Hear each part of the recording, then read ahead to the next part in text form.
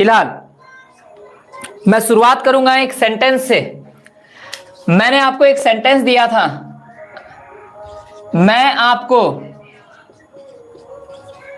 2 वर्षों से जानता हूं। मैंने आपको यह सेंटेंस ट्रांसलेशन प्रैक्टिस के नजर से नहीं दिया था, लेकिन हां, मैंने आपको यह सेंटेंस कुछ सिखाने के लिए जरूर दिया था। अगर आपको लगता है कि आप इसको बना सकते हैं तो रिप्लाई करें, आपका आंसर सही भी हो सकता है। सेंटेंस पे वापस आएंगे, लेकिन इस सेंटेंस का सस्पेंस अभी भी हम नहीं रिवील करेंगे। हम आपको तीसरा रूल पढ़ाएंगे, प्रेजेंट परफेक्ट। प्रेजेंट परफेक्ट की अगर हम बात करें तो हमारा एफर्मेटिव रूल क्या होगा? एफर्मेटिव रूल क्या होगा प्रेजेंट परफेक्ट की अगर हम बात करें तो देखेंगे आप, परफेक्ट के लिए हम लोग वर्ब थर्ड का फॉर्म इस्तेमाल करते हैं। जैसे हमने कंटिन्यूअस के लिए वर्ब 4 लगाया, वैसे ही परफेक्ट के लिए हम लोग क्या इस्तेमाल करते हैं? Verb third. और वर्ब 3 के पहले, वर्ब के थर्ड फॉर्म के पहले हम लोग जो ऑक्सिलरी यूज करते हैं वो ऑक्सिलरी कौन से हैं? हैज, हैव और हैड। हां, वर्ब 3 को हैज, हैव और हैड चाहिए, है ना? प्रेजेंट होने के कारण हम लोग यहां क्या यूज करेंगे? हैज और हैव। रेस्ट हमारा सब्जेक्ट और ऑब्जेक्ट होगा। ठीक है, यहां पे हम आपके सामने बोर्ड पे हैज गॉन लिखे हैं। क्या आप मानते हैं ये सही है? हमेशा सेंटेंस के चक्कर में मत रहा कीजिए, इधर सब्जेक्ट उधर ऑब्जेक्ट। हैज गॉन लिखना सही है या गलत? हैज गॉन लिखना सही है या गलत? तो बिल्कुल सही है, क्योंकि हैज को वर्ब 3 चाहिए और हैज को वर्ब 3 मिला है। अगर मैं यहां पे हैव कॉल्ड का यूज करूं तो हैव कॉल्ड कहना सही है या गलत? तो ये कहना भी बिल्कुल सही है। क्यों? क्योंकि हैव को भी V3 चाहिए और कॉल्ड एक V3 होता है। सबसे पहले इधर देखेंगे, कुछ ऐसे वर्ब होते हैं जिसका V2 V3 सेम होता है, जैसे कॉल, कॉल्ड और कॉल्ड। V2 भी वही है जो V3 है। लेकिन अगर हम बात करें गो, वेंट और गॉन, गो, वेंट और गॉन, तो इसमें बहुत फर्क है। अगर आपके पास वेंट लिखा हुआ है, अगर आपके पास वेंट लिखा हुआ है तो आप मानते हैं कि वो V2 है, और गॉन लिखा हुआ है तो आप बताते हैं कि वो V3 है। लेकिन अगर आपके सामने कॉल्ड लिखा हुआ है, then you have to decide whether it is V2 और V3। अगर आपके पास कॉल्ड लिखा हुआ है तो आपको डिसाइड करना पड़ता है कि वो V2 है या V3 है। तो ऐसे कंडीशन में आप क्या ऐसा करेंगे जिससे आप क्लियर आंसर पाएं कि वो V2 है या V3 है? आपका काम है सिर्फ ये देखना कि जो वर्ब हमें दिया गया है उसके साथ ऑक्सिलरी वर्ब है या नहीं है। अगर ऑक्सिलरी वर्ब नहीं होगा तो वो V2 है, अगर ऑक्सिलरी वर्ब होगा तो वो V3 है। यानी जिस वर्ब का भी V2 और V3 सेम है, जिस वर्ब का भी V2 और V3 सेम है, वर्ब की बात करें जिसका V2 और V3 सेम है, तो ऐसे कंडीशन में आप कैसे पता करेंगे कि वो V2 है या V3? तो डिसाइड करने के लिए आपकी हेल्प कौन करेगा? Auxiliary verb. आप ऑक्सिलरी वर्ब देखेंगे, अगर ऑक्सिलरी वर्ब नहीं है तो वो V2 है। जैसे मान लो मैंने एक सेंटेंस लिखा, आई कॉल्ड हिम, यहां पे कॉल्ड V2 है या V3? तो आप देख रहे हैं कि इसके पहले कोई भी ऑक्सिलरी नहीं है, इसका मतलब ये क्या है? वर्ब 2। लेकिन वो वर्ब 3 कब होगा? जैसे यहां पे देखिए कॉल्ड, ये V3 है क्योंकि इसके पहले एक ऑक्सिलरी आया है ना, जिसे अपने बाद वर्ब किस फॉर्म में चाहिए? वर्ब थर्ड के फॉर्म में। तो जो वर्ब V2 और V3 में सेम होते हैं उनको क्लियर करने के लिए हमें ऑक्सिलरी वर्ब को पकड़ना पड़ता है कि उनके साथ ऑक्सिलरी है या नहीं है। ठीक है, यहां तक बातें क्लियर हो गई? तो ये वाला जो हमारा कंडीशन है ये भी सही हुआ, हैव कॉल्ड। एक और लिख रहा हूं मैं, जरा उसको बताइएगा, हैज हैड और हैव हैड, ये दोनों सही है या गलत है? अगर मैं ये पेयर लिखूं हैज हैड और हैव हैड, तो क्या ऐसा कहना सही होगा या गलत होगा? मुझे ये जानना है कि हैज हैड लिखा हुआ सही है और हैव हैड लिखा हुआ सही है, हां या ना? आप ये पाएंगे कि अगर कोई व्यक्ति ये साबित कर दे कि ये हैड V3 है तो फिर दोनों सही है। अगर कोई व्यक्ति ये साबित कर दे कि हैड V3 है तो दोनों स्ट्रक्चर सही माना जाएगा। अब आप देखिए, हैव के वर्ब फॉर्म को याद कीजिए जो मैंने ऑक्सिलरी वर्ब में पढ़ाया। हैव का V2 हैड और हैव का V3 भी हैड, तो हैड V3 होता है ना बाबू, हैड V3 होता है। तो जब हैड V3 होता है तो बताओ हैज को अपने बाद क्या चाहिए, तो V3, इसका मतलब ये V3 है। और हैव को भी अपने बाद क्या चाहिए, वर्ब 3, इसका मतलब ये भी वर्ब 3 है। तो दोनों ही स्ट्रक्चर हमारे सही हैं। इसलिए कहीं भी हैज हैड या हैव हैड लिखा हुआ मिले तो कंफ्यूज मत कीजिए कि वो गलती से लिख दिया गया, ऐसा नहीं है। हैज के साथ हैड का यूज किया जा सकता है, हैव के साथ हैड का यूज किया जा सकता है, ठीक है, क्योंकि हैज और हैव दोनों को V3 चाहिए और जो भी वर्ब 3 आप लगाएंगे वो उसके लिए बिल्कुल सही होगा, ठीक है। इसको इरेज कर रहा हूं मैं।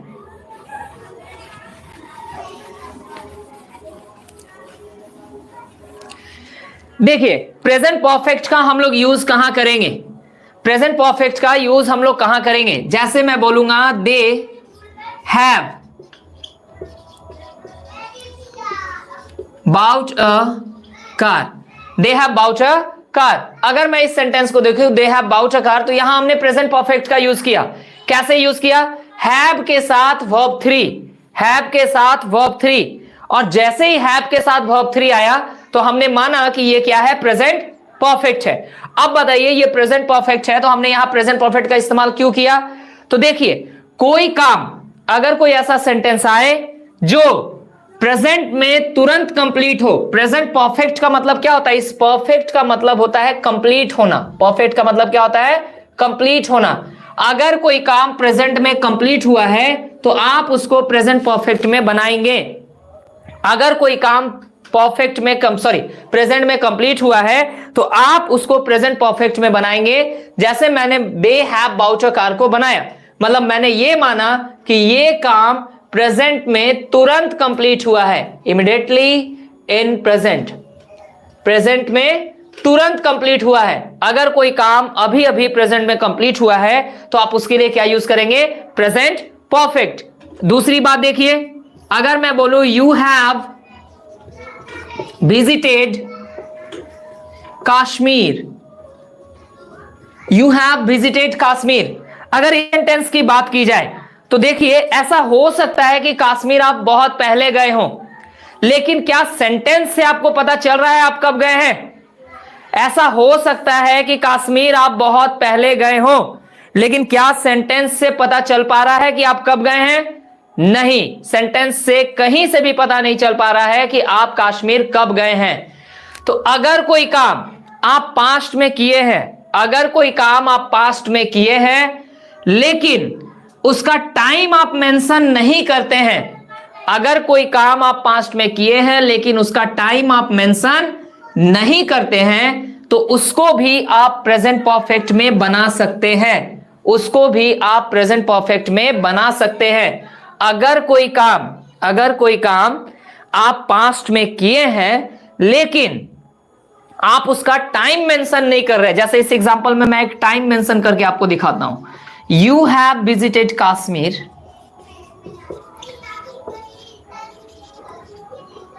इन 2018, you have visited Kashmir in 2018। अगर मैं इसकी बात करूं तो आपने एक टाइम मेंशन कर दिया जिसने बताया कि यह घटना कहां की है, पास्ट की, यानी वहां एक ऐसा टाइम आप डालते हैं, यही नहीं इन 2018 ही नहीं, आप यस्टरडे भी लिख देते हैं तो भी वो बताता है कि आपने ये काम पास्ट में किया है। और जब आप बात के साथ पास्ट ऐड कर ही दे रहे हैं तो फिर आप प्रेजेंट का रूल अप्लाई नहीं कर पाएंगे और इस कारण से ये सेंटेंस रॉन्ग हो जाएगा। यानी अगर कोई काम आपने पास्ट में कभी भी किया है, आप चाहें तो उसको प्रेजेंट परफेक्ट में बना सकते हैं, आप चाहें तो उसको प्रेजेंट परफेक्ट में बना सकते हैं, लेकिन टाइम मेंशन नहीं करना है। अगर आप टाइम मेंशन करते हैं तो वो बात साबित हो जाती है कि पास्ट की है, इस वजह से फिर आप प्रेजेंट परफेक्ट का रूल अप्लाई नहीं कर पाएंगे। तो ये दो कंडीशन है जहां पे हम लोग प्रेजेंट परफेक्ट को यूज कर सकते हैं। एक तीसरा कंडीशन देखिए,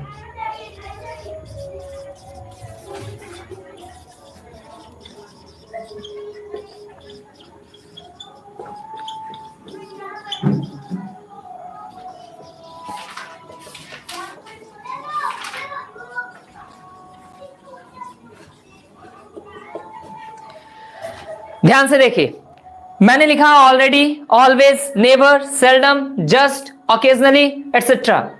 अगर मैं इनकी बात करूं, इनको ग्रामर की भाषा में एडवर्ब्स कहा जाता है। क्या कहा जाता है? एडवर्ब्स। तो जब हम लोग एडवर्ब पढ़ेंगे तो इनके बारे में और भी बातें पढ़ेंगे, लेकिन इससे प्रेजेंट परफेक्ट का क्या लेना देना है, यह बात समझे। प्रेजेंट परफेक्ट में आप इनका यूज कर सकते हैं, प्रेजेंट परफेक्ट में आप इनका यूज कर सकते हैं। जैसे आपने हमेशा कहा I have always helped you, I have always helped you. फिर आप कह सकते हैं यू हैव नेवर चीटेड मी। आप जो इस तरीके के सेंटेंसेस में ऑलवेज और नेवर का यूज करते हैं, आपने कभी चेक नहीं किया होगा, आप चेक करके देखें। आप प्रेजेंट परफेक्ट में ऑलवेज का यूज किए, नेवर का यूज भी आप प्रेजेंट परफेक्ट में किए, ठीक है। तो आप इन एडवर्ब का यूज प्रेजेंट परफेक्ट में भी कर सकते हैं, ठीक है। ये 3 पॉइंट हैं जो हमें प्रेजेंट परफेक्ट के बारे में बात बताते हैं। इसके आगे की बात मैं आगे बताऊं, फिलहाल आप इसका स्क्रीनशॉट ले लें।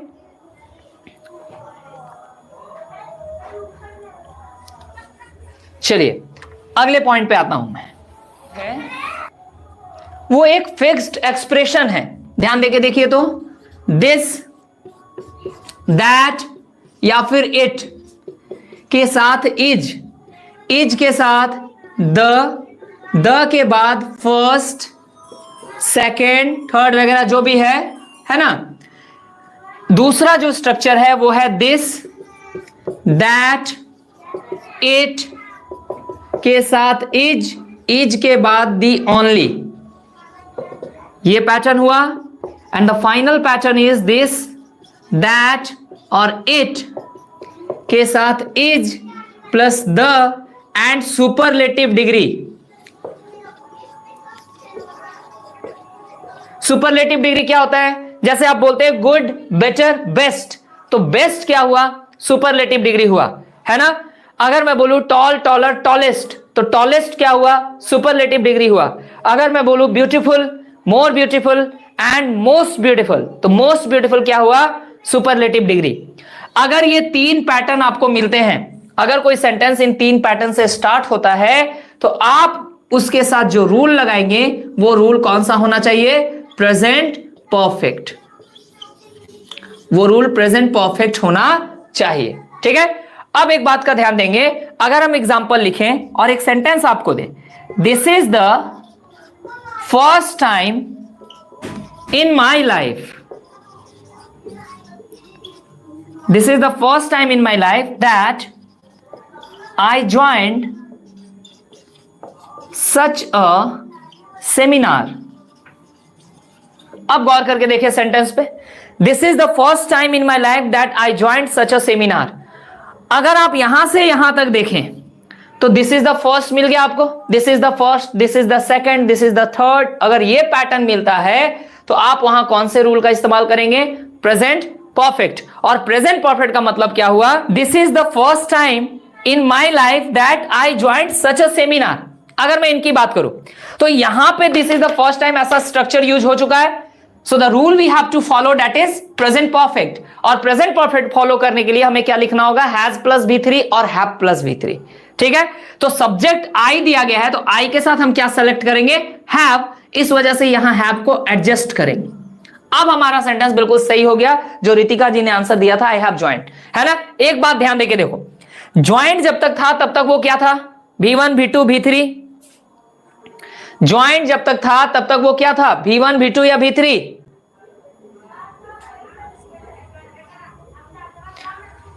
है आपके पास जवाब? ज्वाइंट जब तक अकेले था तब तक वो क्या था? V2, बिल्कुल सही। लेकिन जैसे ही हमने हैव ज्वाइंट कर दिया, अब वही V2 क्या बन गया? ऑक्सिलरी के आने के कारण अब वो V2 नहीं रहा, क्या बन गया? वर्ब 3। और जैसे ही हैव प्लस V3 आया तो हाँ, ये बात साबित हो गई कि हमने प्रेजेंट परफेक्ट को यूज किया है। अब दूसरे पॉइंट के लिए एग्जांपल देखो, this is the only horror story, this is the only horror story that I have written। This is the only horror story that I have written. अगर मैं इसकी बात करूं तो आप पाएंगे दिस इज द ओनली लगा हुआ है। तो जो स्ट्रक्चर हमें चाहिए आगे वो कौन सा चाहिए? Present perfect. और प्रेजेंट परफेक्ट के लिए या तो हैज प्लस V3 या तो हैव प्लस V3 होना चाहिए। तो भाई हैव प्लस V3 तो आ ही गया, बस ये देख लो कि आई के साथ हैव। हाँ बिल्कुल सही, यानी ये 100% सही हो गया। क्लियर है? दूसरा एग्जांपल भी, तीसरे पॉइंट के लिए एग्जांपल देता हूं लेकिन ऊपर।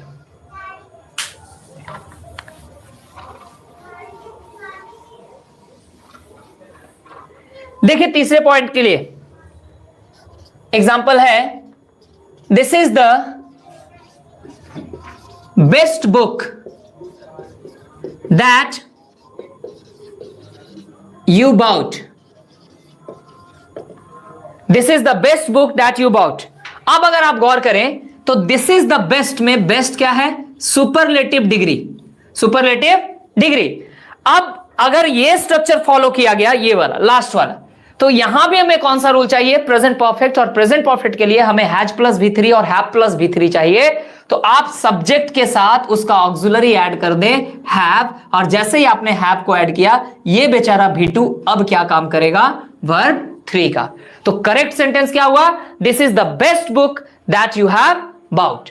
तो ये हमारा प्रेजेंट परफेक्ट है। लेकिन प्रेजेंट परफेक्ट में हमारा जो पूछा जाने लायक सवाल है वो कहां से आता है, मैं ये बताता हूं। प्रेजेंट परफेक्ट में पूछा जाने वाला सवाल, वो जो मैंने कहा था ना कि पास्ट का किया हुआ काम आप प्रेजेंट में बना सकते हैं, but you should not add timing with that. आपको उसके साथ टाइमिंग ऐड नहीं करना है। वो सबसे ज्यादा पूछता है प्रेजेंट परफेक्ट से, ठीक है? वो क्वेश्चन सबसे ज्यादा पूछता है। जैसे बोलेगा I have sold my car yesterday, तो भाई जब यस्टरडे लग गया तो पास्ट का टाइम लग गया, तो फिर हैव सोल्ड कैसे करोगे? तो उस सेंटेंस को हम प्रेजेंट परफेक्ट में नहीं बना सकते। वो सबसे ज्यादा पूछा जाने वाला टाइप है, इसलिए उसको ध्यान रखेंगे। बाकियों को नहीं रखेंगे ध्यान, ऐसा मैं बिल्कुल नहीं कर रहा हूं, लेकिन वो ध्यान इसलिए रखेंगे क्योंकि वो बार बार पूछा जाता है। ध्यान तो आपको सब रखना है बीइंग अ स्टूडेंट। जो भी लोग ये मानते हैं कि सर का पढ़ाया हुआ कॉन्सेप्ट आगे बढ़े, क्वेश्चन प्रैक्टिस वगैरह, देखो बहुत सारे ऐसे बच्चे हैं बाबू, पढ़ते तो हैं, बहुत जगह पढ़ाई किए। मैंने भी आपको कहा कि मैं एक ही चैप्टर पढ़ाऊंगा, लेकिन एक चैप्टर पढ़ाने के बाद मैं क्वेश्चन एग्जाम का प्रीवियस ईयर पेपर या प्रैक्टिस सेट बहुत ज्यादा कराऊंगा और साथ ही साथ वर्ड को लेकर चलूंगा, ठीक है? कई बच्चों का, जैसे मैं जिस जगह पे पढ़ाता हूं, कई बच्चे ने ये एक रिक्वेस्ट भी रखा है कि सर हमें PQRS यानी पैराजंबल बनाने में बहुत दिक्कत होता है। कई बच्चे बोलते हैं क्लोज टेस्ट बनाने में दिक्कत होता है। तो देखो हर दिक्कत का सॉल्यूशन है, लेकिन उसके लिए काम करना पड़ेगा। काम किस आधार पे? आपको ग्रामर सुधारना है, वर्ड सुधारना है, और जो तीसरा फैक्टर है वो है अंडरस्टैंडिंग, हमें ये सुधारना है। जब ये चीजें सुधरेगी ना तो क्वेश्चन बनेगा। टारगेट क्वेश्चन बनाना है, मैं समझ सकता हूं, लेकिन जब क्वेश्चन प्रैक्टिस करवाऊंगा ना तो और भी बेहतर चीजें आपके सामने खुल करके सामने आएंगी, क्योंकि क्वेश्चन बनाना अपने आप में एक आर्ट है। नॉलेज बहुतों के पास होता है, लेकिन क्वेश्चन सब बना नहीं सकते, ठीक है? इसी वजह से बच्चे सीख के भी जाने के बावजूद क्वेश्चन बनाने बैठते हैं तो प्रॉब्लम आती है। इसलिए क्वेश्चन मैं बोर्ड पे बना करके दिखाऊंगा, है ना, प्रोजेक्टर प्रैक्टिस बहुत ज्यादा करवाऊंगा। तो हमारे यहाँ जो बच्चों का सबसे ज्यादा, देखो एक कॉमन चीज देखिएगा आप, कि अगर किसी बच्चे का मैथ ठीक है तो इंग्लिश थोड़ा कहीं ना कहीं उसका वीक है। अगर बच्चे का इंग्लिश ठीक है तो मैथ कहीं ना कहीं वीक है। ये दोनों का कॉम्बिनेशन ना, यानी दोनों का दोनों ठीक होना, ये बहुत कम लोगों में पाया जाता है कि दोनों का दोनों ठीक हो, मतलब मैथ भी ठीक हो और इंग्लिश भी ठीक हो, और दोनों का दोनों खराब, ये इसकी तो बात करनी ही नहीं हमें, है ना? दोनों का दोनों ठीक हो, इसके लिए हमें क्या करना होता है? देखिए मैथ्स, चूंकि मुझे मैथ्स का नॉलेज नहीं है, मैं आपके लेवल पे मैथ्स नहीं जानता हूं, लेकिन जितना भी मैथ्स मैं जानता हूं मुझे इतना पता है कि अगर आप मैथ्स में कैलकुलेशन को स्ट्रांग कर लें, अगर किसी बच्चे का एक्चुअल में बोला जाए कि मैथ वीक है, good evening Ruby ji, you are late, अगर कोई बच्चा बोलता है कि मेरा मैथ वीक है, तो आप अपने आप में महसूस करके देखेंगे कि मैथ उसी बच्चे का वीक होता है जिसका कैलकुलेशन बहुत वीक होता है, जो कैलकुलेट जल्दी कर सकता है, जो मल्टीप्लाई जल्दी कर सकता है, जो डिवाइड जल्दी कर सकता है, जो प्लस माइनस फटाफट कर सकता है, जिसका कैलकुलेशन फास्ट है, उसका मैथ कभी वीक नहीं होगा। लेकिन जिसका मैथ वीक है, आप पाएंगे कि वो कंपटीशन की तैयारी करने के दौरान भी 2, 3, 5 into 7 को मल्टीप्लाई इसी सिस्टम पे करते हैं। तो हमारा कैलकुलेशन वीक है। अगर कैलकुलेशन वीक है तो मैथ स्ट्रांग नहीं हो पाएगा, इसलिए पहले कैलकुलेशन को बहुत स्ट्रांग कर लीजिए, फिर मैथ बहुत अच्छा सब्जेक्ट लगने लगेगा। रही बात इंग्लिश की, तो इंग्लिश का ग्रामर जिस दिन आप समझने लगे, अब ग्रामर पढ़ने का हमारा सिस्टम ये होता है, जैसे मैं आपको पढ़ा रहा हूं, तो ग्रामर पढ़ने के सिस्टम के आधार पे आप पाएंगे कि क्वेश्चन आपसे बनेंगे। एक एक चैप्टर का जब क्वेश्चन आपसे बनने लगेगा ना, तो पूरा ग्रामर स्ट्रांग हो जाएगा। यार सोच के देखो, 14-15 चैप्टर हैं। क्या है इन 14-15 चैप्टर में ऐसा जो हम हमेशा परेशान रहते हैं? एक एक करके एक चैप्टर पढ़िए और उसको जितनी भी बुक हो आपके पास, मैं अलग अलग बुक से प्रैक्टिस करवाऊंगा। देखिए ना, नाम बता बता के बुक से प्रैक्टिस करवाऊंगा, आप बनाइए। कैसे नहीं बनता है क्वेश्चन में भी देखो। आप ना एक बात मेरी हमेशा ध्यान रखिएगा, सब्जेक्ट कोई भी हो, सब्जेक्ट कोई भी हो, अगर आप चाहते हैं कि आप उसमें अच्छा कर पाए, अच्छा करना चाहते हैं, तो आप ना कोई एक बुक ले लीजिए। चूंकि आप कंपटीशन की तैयारी कर रहे हैं, तो इस बुक में कॉम्पिटिटिव वर्ड लिखा हो तो ज्यादा बेटर होगा, ठीक है? यानी कंपटीशन के लिए, चाहे आप बैंकिंग के लिए चाहे एसएससी के लिए, उससे प्रॉब्लम नहीं। एक बुक को आप अच्छे से कंप्लीट करें। आपका टारगेट होना चाहिए कि इस बुक को हमें अच्छे से कंप्लीट करना है। पता है, एक बुक को अगर आप अच्छे से कंप्लीट करते हैं तो आप उस पोर्शन का, जैसे आपने इंग्लिश ग्रामर की बुक को कंप्लीट किया, तो इंग्लिश ग्रामर का मार्केट में जितना भी बुक है उसका 80-90% पार्ट आपने इस एक बुक के मदद से कर लिया। जितनी भी किताबें आप पढ़ के देख लीजिए, 80-90% मैटर आपका खत्म हो गया एक बुक से। आप सोचते हैं कि कौन कौन सा बुक पढ़ें, और मेरा कहना होता है कि आप बस एक बुक पढ़ें। आप एक बुक पढ़ के देखें, और मैं आपको 3-4 बुक से जब क्वेश्चन प्रैक्टिस करवाऊंगा, मैं बुक दिखा के क्वेश्चन प्रैक्टिस करवाऊंगा। 3-4 बुक के क्वेश्चन मैं आपको बना के दिखाऊंगा, और आप पाएंगे कि जैसा कॉन्सेप्ट पढ़ाया जाता है वैसे ही कॉन्सेप्ट मिलता है। तो 80-90% आपका क्वेश्चन क्लियर हो जाता है। 5-10% क्या होता है ना, जैसे ही बुक आप चेंज कीजिएगा तो 2-4, 5-10 क्वेश्चन थोड़ा नया टाइप का मिलेगा। ऐसा नहीं कि पढ़ाया हुआ नहीं रहेगा, टाइप नया आ जाएगा। तो नए टाइप आने के कारण आपको लगेगा कि ये प्रॉब्लम दे रहा है, तो वो आपको अलग से सीखना पड़ता है। लेकिन एक बुक आपको इतनी क्वालिटी जरूर दे देती है कि आप मार्केट में मौजूद 80-90% बुक को कवर कर लेते हैं। आप अगर साइंस पढ़ते हैं, फिजिक्स पढ़ते हैं, हिस्ट्री पढ़ते हैं, आप कोई भी सब्जेक्ट पढ़े, अगर आपने फिजिक्स एक चैप्टर है, आपने फिजिक्स में एक चैप्टर लाइट पढ़ा, आप लाइट एक बुक से कंप्लीट कीजिए और दूसरे बुक में लाइट को स्टडी कीजिए, आप पाइएगा 80-90% मैटर बिल्कुल क्लियर है। तो एक बुक की ये क्वालिटी होती है। हम लोग हमेशा अलग अलग बुक के पीछे भागना चाहते हैं, सिर्फ एक किताब को अच्छे से पढ़ जाइए। मैं आपको एक बुक सजेस्ट करूंगा, डोंट वरी। अभी जो मैं ग्रामर पढ़ा रहा हूं, मैं प्रैक्टिस करने के लिए एक बुक सजेस्ट करूंगा, है ना? वो बुक आप सभी लोग अपने पास रखिएगा, हम लोग साथ में प्रैक्टिस करेंगे। उसके अलावा भी हम 3-4 बुक से क्वेश्चन आपका बना के दिखाएंगे। आप चलिए प्रेजेंट परफेक्ट को आगे बढ़ाते हैं। एक बार फिर मैं प्रेजेंट परफेक्ट के स्ट्रक्चर को लिखना चाहूंगा। सब्जेक्ट प्लस हैज और हैव प्लस V3 और ऑब्जेक्ट, ये स्ट्रक्चर है। इस स्ट्रक्चर में मैं कुछ ऐड करना चाहूंगा, सिंस या फॉर प्लस टाइम, सिंस या फॉर प्लस टाइम। आपको याद आएगा कि पिछले क्लास में हमने सिंस या फॉर प्लस टाइम के बारे में कुछ पढ़ा था, ठीक है? आज मैं इनकी हिस्ट्री बताता हूं कि सिंस या फॉर प्लस टाइम को आप कहां यूज करेंगे। पिछले क्लास में मैंने इनको सिंपल प्रेजेंट और प्रेजेंट कंटिन्यूअस में मना किया था कि नहीं करना है, लेकिन आज मैं बताऊंगा कि इनका यूज कहां किया जाता है, इनको लाने का कंडीशन क्या होता है। याद रखिएगा, अगर आप किसी सेंटेंस में सिंस या फॉर प्लस टाइम लगाना चाहते हैं सर्टेन और अनसर्टेन टाइमिंग बताने के लिए, देखो बाबू एक बात समझना, ये प्रेपोजिशन और एक प्रेपोजिशन का अलग अलग फंक्शन होता है। यहां पे वो सर्टेन और अनसर्टेन टाइमिंग बताता है, ठीक है? तो अगर आप सिंस या फॉर का यूज किसी सर्टेन या अनसर्टेन टाइमिंग को बताने के लिए करते हैं, तो आपको एक कंडीशन फॉलो करना पड़ेगा। कंडीशन ये है कि उस सेंटेंस में हैज, हैव या हैड तीनों में से कोई एक होना चाहिए और वर्ब का थर्ड फॉर्म भी होना चाहिए। रूप कोई भी हो, फॉर्म कोई भी हो, लेकिन ये फुलफिल होना चाहिए। अगर ये फुलफिल हो गया है तो आपका सेंटेंस सही है, और अगर ये फुलफिल नहीं हुआ है तो आपका सेंटेंस गलत है। दैट्स वाई मैंने कहा था कि सिंपल प्रेजेंट में और प्रेजेंट कंटिन्यूअस में आप सिंस फॉर प्लस टाइम का यूज नहीं कर सकते हैं। क्यों? क्योंकि वहां ये स्ट्रक्चर मौजूद नहीं होता है। लेकिन क्या हम प्रेजेंट परफेक्ट में कर सकते हैं? बिल्कुल, प्रेजेंट परफेक्ट में हैज हैव प्लस V3 तो है ही, हम प्रेजेंट परफेक्ट में इसका यूज कर सकते हैं। चलिए इसका स्क्रीनशॉट लीजिए, तो मैं आपको एग्जांपल लेकर के दिखाता हूं, ठीक है। आप इसका यूज कर सकते हो। तो आप बात को दिमाग में रखिएगा, सिंस फॉर प्लस टाइम को ये कंडीशन जरूर चाहिए। फॉर्म कोई भी हो, स्ट्रक्चर कितने भी बदल जाए, लेकिन ये जरूर चाहिए, ठीक है। अगर हम बात करें यहां पे, अगर मैं बात करूं एक एग्जांपल की, you have taught him since morning, you have taught him since morning, बिल्कुल सही है हमारा सेंटेंस। अब ये सेंटेंस उन लोगों को इरिटेट करेगा जो इसके मीनिंग के पीछे भागेंगे। So this time you are learning grammar not for meaning, not for spoken. You are learning grammar only to attend competitive exam.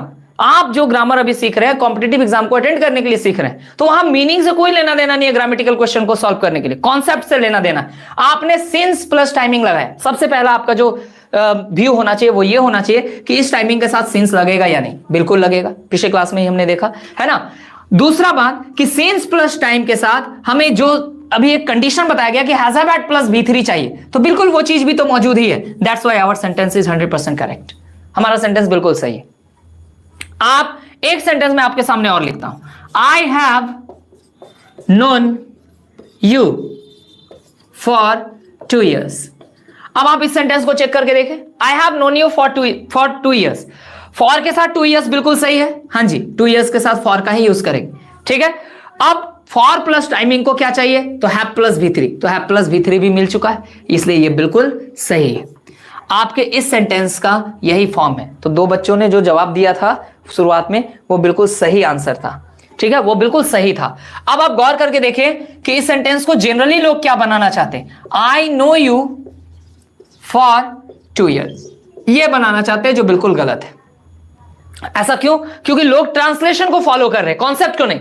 लोगों का कहना है कि 2 वर्ष के लिए फॉर 2 years लगता है, और आई नो यू का मतलब होता है मैं आपको जानता हूं, मैं आपको जानता हूं। तो ट्रांसलेशन के व्यू से उनको ये चीज सही लगती है, बट ग्रामेटिकल कॉन्सेप्ट से ये बिल्कुल गलत है। हिंदी भले ही आप बोलो मैं आपको 2 वर्षों से जानता हूं, but in English you have to say I have known you for 2 years, ठीक है। ये एक कॉन्सेप्ट हो गया हमारा, जिसको कहा जाता है present perfect continuous, present perfect continuous. आपको पता है इसका रूल क्या होता है, स्ट्रक्चर क्या होता है? Let me tell you. मुझे भी नहीं पता इसका स्ट्रक्चर होता क्या है, बट जो हमें पता है हम उससे इसके स्ट्रक्चर को ला सकते हैं। कैसे, ध्यान दें। अगर हम लोग बात करें कंटिन्यूअस की, तो आपको पता है कंटिन्यूअस के लिए कौन आता है? आपके मन में शायद जवाब आ रहा हो, मुझे उम्मीद है कि आपके मन में जवाब आना चाहिए, क्योंकि मैंने आपको ये सभी चीजें पढ़ाई हैं। देखिए, आप सोसाइटी में रहते हैं, और सोसाइटी का विजन क्या है, ध्यान से समझिएगा।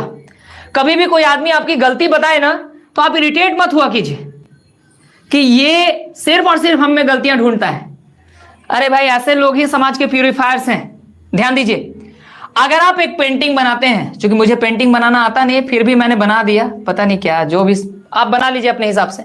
अगर आप एक पेंटिंग बनाते हैं और इसके नीचे एक स्टेटमेंट लिखते हैं, क्या आप स्टेटमेंट लिखिए कि इस पेंटिंग में जहां जहां मिस्टेक है उसे टिक करें, और इसको ना अपनी सोसाइटी में टांग दें। साथ में एक पेन रख दें, बहुत सारे लोग पेन लेके चलते नहीं। आप पता है जब अगले दिन जाएंगे ना, आपको आपकी पेंटिंग मिलेगी नहीं, इसमें इतने टिक होंगे। क्यों? क्योंकि आपने स्टेटमेंट ही लिखा था, इसमें जहां जहां मिस्टेक है उसे टिक कर दें। तो लोग अगर कहें, मैं अगर सामने वाले व्यक्ति को कहूं कि मुझे मेरी 10 गलतियां बताओ, वो 10 क्या, वो 100 बताने के लिए तैयार है। क्योंकि जब गलती बताने की बात आएगी तो वो दिल खोल के गलती बताएंगे। होता है ना दिल खोल के प्यार का इजहार करना, वैसे ही दिल खोल के गलतियां बताते हैं लोग। सेम पेंटिंग आप फिर से बनाएं, या पहले से ही जेरोक्स रख लेते तो और बेहतर होता, ताकि आपको जवाब और सटीक मिलता। उसके नीचे लिख दें, इस पेंटिंग में जहां भी मिस्टेक है उसे सुधारें। इस पेंटिंग में जहां भी मिस्टेक है उसे सुधारें। आप पेंटिंग 10 दिनों तक टंगी रहने दीजिए, उसमें शायद ही गिने चुने 1-2 व्यक्ति कोई काम करें, अदरवाइज और कोई काम नहीं करेंगे। शायद 1-2 व्यक्ति काम करे, कोई काम नहीं करेगा, क्योंकि इस बार आपकी गलतियां सुधारने की बात हो रही है। आपकी गलतियां बताना सबके हाथ में है, लेकिन आपकी गलतियां सुधारना सबके हाथ में नहीं है, वो सिर्फ और सिर्फ आपके हाथ में है। इसलिए अपनी लाइफ के अपने एम को प्राप्त करने के लिए आपका जो एक्सपेक्टेशन होना चाहिए वो सिर्फ और सिर्फ अपने आप से होना चाहिए, सिर्फ और सिर्फ अपने आप से। अपनी गलतियों को सुधारने का काम केवल आप कर सकते हैं, कोई और नहीं कर सकता है, ठीक है। लेकिन हां, समाज में एक ऐसा फील्ड है जो आपकी गलतियों को सुधारता है, और वो है आपके टीचर्स। बचपन से लेकर के बड़े होने तक, जब तक आप सेटल ना हो, पूरे होल लाइफ टीचर्स आपकी गलतियों को सुधारते हैं। टीचर्स माता पिता के रूप में भी माने जाते हैं, तो आपके पेरेंट्स भी आपकी गलतियों को पूरी लाइफ सुधारते हैं, और उनको वही काम ही है पेरेंट्स का और टीचर्स का कि आप जो भी गलत करें आपको सुधारें। इसलिए टीचर्स जो भी बात बोलें कि आपने ऐसा गलत बोला, तो आप उसको ना कभी माइंड ना करें कि सर बोल देते हैं आपने गलत बोला। गलत इसलिए बोला क्योंकि आप सही बोल सकते हैं, आपको ध्यान देना है, ठीक है। कंटिन्यूअस के लिए हम लोग किसका यूज किए? वर्ब 4 का। अब बताइए वर्ब 4 के साथ हमें क्या चाहिए? Is am are was were. अगर हम लोग यहां बात करें, मैं गलत नहीं हूं, तो आप इज एम आर का यूज करना चाहेंगे? एग्जैक्टली, इज एम आर का यूज करना चाहेंगे क्योंकि ये प्रेजेंट है ना। परफेक्ट की अगर मैं बात करूं तो परफेक्ट के लिए हम लोग V3 का यूज करेंगे, और V3 के साथ हमें हैज, हैव और हैड चाहिए, लेकिन प्रेजेंट होने के कारण हम लोग हैज और हैव का इस्तेमाल करेंगे। इधर सब्जेक्ट लिखिए जरा और इधर ऑब्जेक्ट लिखिए। अगर हम इस स्ट्रक्चर को देखते हैं तो इस स्ट्रक्चर में आपको कहीं ना कहीं पजल महसूस होगा, आपको लगेगा कि आप बहुत ज्यादा पजल्ड हो गए हैं इस स्ट्रक्चर को देख के, क्योंकि ऐसा स्ट्रक्चर हमने देखा ही नहीं। तो ऐसे कंडीशन में अब हम बोल सकते हैं कि यह गलत है, लेकिन अगर हम इसको गलत बोल के छुटकारा पा ले तो यह भी अच्छी बात नहीं। हमें एक बात साबित करनी चाहिए कि अगर यह गलत है तो क्यों गलत है। देखो, ग्रामर ने हमें कहा कि एक सेंटेंस में अगर मेन वर्ब इस्तेमाल करना है तो एक ही मेन वर्ब रखो, हमने 2 रख लिया, शायद इस वजह से गलत। ग्रामर ने कहा ऑक्सिलरी वर्ब इस्तेमाल करना है तो एक बार इस्तेमाल करो, 2 बार क्यों इस्तेमाल कर रहा हो, इस वजह से भी हम गलत है। तो अब गलती की अगर हम बात करें तो चलो हमें गलतियां तो मिल गई, but we have to improve them, हमें इसे सुधारना है। मेरे मन में एक छोटा सा सवाल आ रहा है, I going am, wow what a sentence, I am going. आप बता सकते हैं सेंटेंस नंबर 1 सही है या सेंटेंस नंबर 2? कौन सा सेंटेंस सही है, सेंटेंस नंबर 1 या सेंटेंस नंबर 2? सेंटेंस नंबर 1 सही है या सेंटेंस नंबर 2?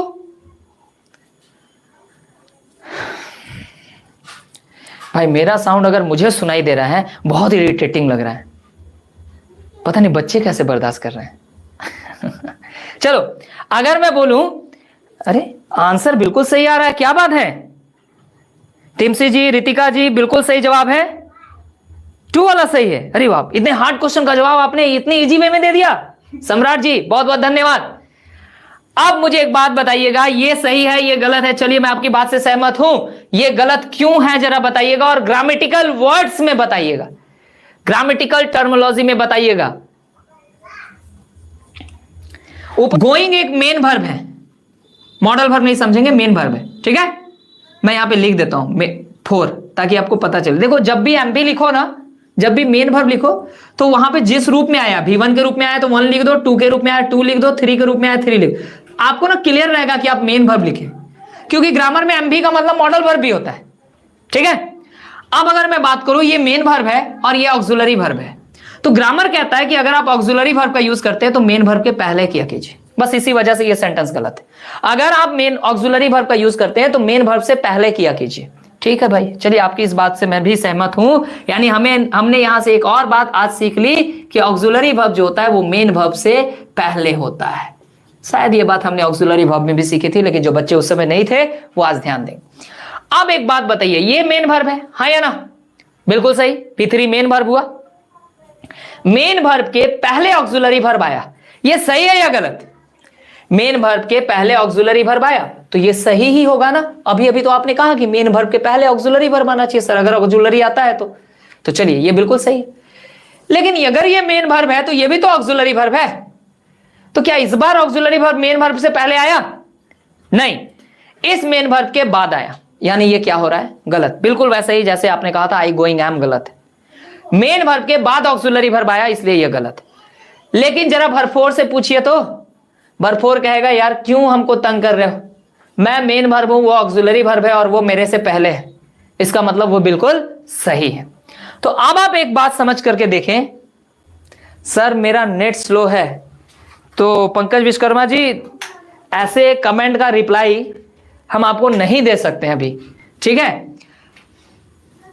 ये सही भी है और गलत भी है, वर्ब 3 के लिए ये बिल्कुल गलत है और वर्ब 4 के लिए ये बिल्कुल सही है। तो ऐसे कंडीशन में इज एम आर, ऐसे कंडीशन में इज एम आर अपने फॉर्म को चेंज करेगा और वो बन जाएगा बी। जानते हैं क्यों? क्योंकि इज एम आर सही है और गलत है, सही है तो उसको रखना है और गलत है तो हटाना है। तो भाई जितना सही है उतना रख लो और जितना गलत है उतना हटा दो।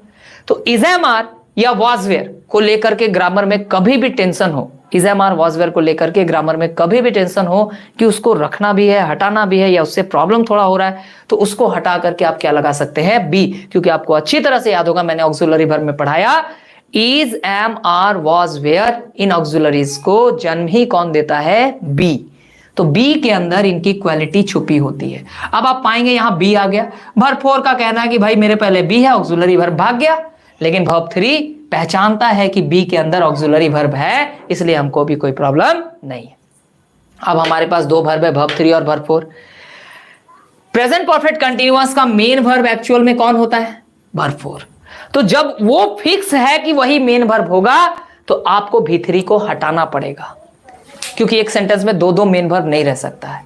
तो V3 को अगर आपने हटाने का सोचा तो परफेक्ट का पता नहीं चलेगा, ये बात भी रखिएगा दिमाग में।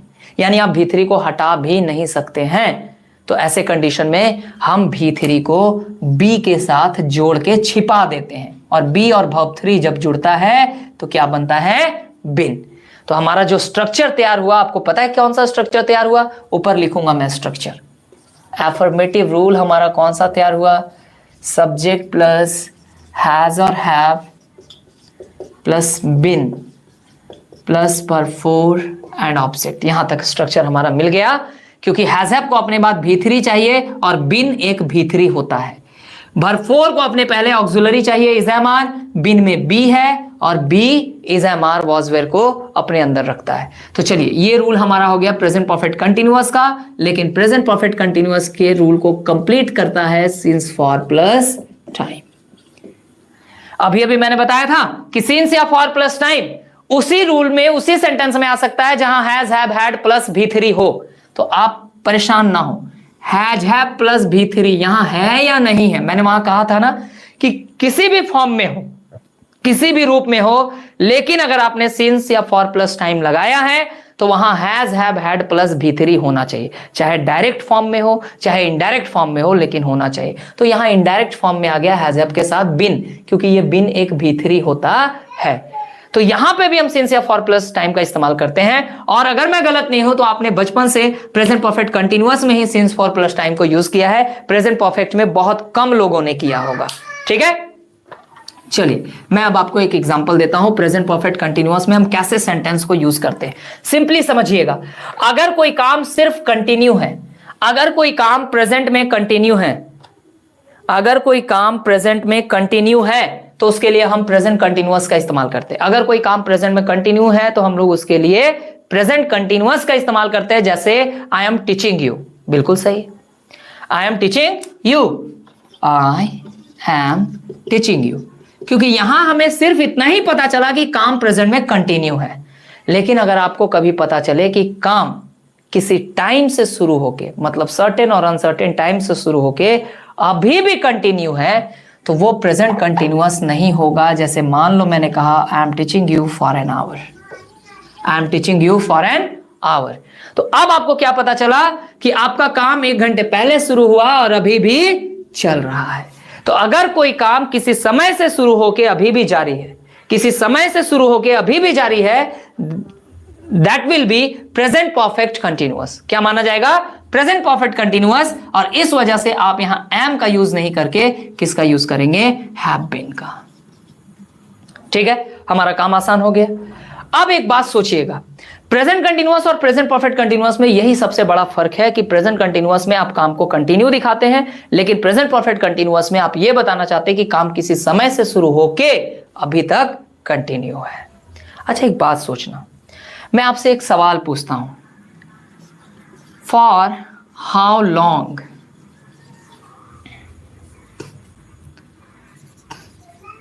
एम आई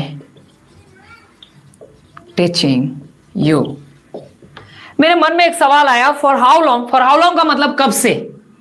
मैं यहां सिंस व्हेन भी लगा सकता हूं, सिंस व्हेन, लेकिन सिंस व्हेन मैंने क्यों नहीं लगाया, क्योंकि इसका जवाब यहां है और इसके जवाब में मैंने क्या रखा है, फॉर प्लस टाइमिंग, इसलिए सवाल में भी मैंने फॉर प्लस टाइमिंग रखा है। आप गौर करके देखिए, एक रूल है कि अगर आप सिंस व्हेन या फॉर हाउ लॉन्ग से, सिंस व्हेन या फॉर हाउ लॉन्ग से किसी कंटिन्यूअस सेंटेंस को क्वेश्चन बनाते हैं तो वहां जो रूल आएगा वो रूल होना चाहिए present perfect continuous. Present perfect continuous, क्योंकि जो बच्चा समझदार है वो अभी भी समझ सकता है कि सिंस प्लस टाइमिंग तो लगा हुआ ही है, यहां फॉर प्लस टाइमिंग तो लगा हुआ ही है। तो जब सिंस प्लस टाइमिंग या फॉर प्लस टाइमिंग लगा हुआ है तो हमें उस कॉन्सेप्ट को फॉलो करना पड़ेगा। तो मैंने यहां क्या मिस्टेक किया, ध्यान दीजिए, for how long am I teaching you, मैंने कौन सा रूल लगाया, एम टीचिंग, मतलब प्रेजेंट कंटिन्यूअस, जबकि यहां फॉर प्लस टाइमिंग है तो मुझे प्रेजेंट परफेक्ट कंटिन्यूअस लगाना था। एम को हटा करके यहां हैव और आई के बाद यहां बीन सब्स्टिट्यूट करना होगा और सेंटेंस बनेगा for how long have I been teaching you. और इसका जवाब आपको क्या मिला, I have been teaching you for an hour. तो सवाल अगर प्रेजेंट परफेक्ट कंटिन्यूअस का है तो जवाब भी प्रेजेंट परफेक्ट कंटिन्यूअस का होगा, और अगर जवाब प्रेजेंट परफेक्ट कंटिन्यूअस का है तो सवाल भी प्रेजेंट परफेक्ट कंटिन्यूअस का होगा, क्योंकि यह हमारा तरीका है। अगर आपसे कोई पूछता है from where are you coming, तो आप जवाब देते हैं I am coming from Dhanbad. अगर आपसे कोई पूछता है from where do you come, तो इस बार आप रिप्लाई देते हैं आई कम फ्रॉम धनबाद। तो आपका जो जवाब होता है वो सवाल पे डिपेंड करता है। तो अगर सवाल प्रेजेंट परफेक्ट कंटिन्यूअस का होगा तो ही तो जवाब प्रेजेंट परफेक्ट कंटिन्यूअस में देंगे डियर। इस वजह से हमारा ये सेंटेंस बिल्कुल सही है। चलिए, यहां आकर के आपका प्रेजेंट कंप्लीट हुआ। मैं मान सकता हूं कि यहां आपका प्रेजेंट कॉम्पिटिटिव लेवल का कंप्लीट हुआ। और भी बहुत सारी बातें हैं जो आप जान सकते हैं, लेकिन कॉम्पिटिटिव लेवल के लिए इतना काफी है। एक बात मैं आपसे, एक सवाल आपसे आज फिर पूछूंगा, एक सवाल आपसे फिर पूछूंगा। प्रेजेंट में मैंने सिंस और फॉर को, प्रेजेंट में मैंने सिंस और फॉर को यूज करने के लिए दो स्ट्रक्चर्स बताए। एक स्ट्रक्चर मैंने प्रेजेंट परफेक्ट में बताया जो था subject plus has have plus V3 plus object plus since या फॉर प्लस टाइम, पहला स्ट्रक्चर। दूसरा स्ट्रक्चर मेरा यहां पे है प्रेजेंट परफेक्ट कंटिन्यूअस में। तो प्रेजेंट में सिंस या फॉर प्लस टाइम को यूज करने का मैंने दो स्ट्रक्चर बताया। एक तीसरा स्ट्रक्चर और होता है प्रेजेंट में सिंस फॉर प्लस टाइम को जहां यूज किया जा सकता है। उस तीसरे स्ट्रक्चर को अगर आप जानते हो तो कमेंट सेक्शन में रिप्लाई कर दें, अगले क्लास में मैं बताऊंगा वो आपका जवाब सही है या गलत है। ठीक है, फिलहाल आज के लिए इतना ही dear. Thank you for being with us. हम सभी लोगों का साथ देने के लिए बहुत बहुत धन्यवाद, और इसी तरह जुड़े रहें। बहुत ज्यादा क्वेश्चन प्रैक्टिस करवाऊंगा, साथ में वर्ड का भी प्रैक्टिस करवाऊंगा। फिलहाल अभी एक चैप्टर पढ़ा लूं उसके बाद, ठीक है। चलिए आज के लिए इतना ही। Thank you everyone.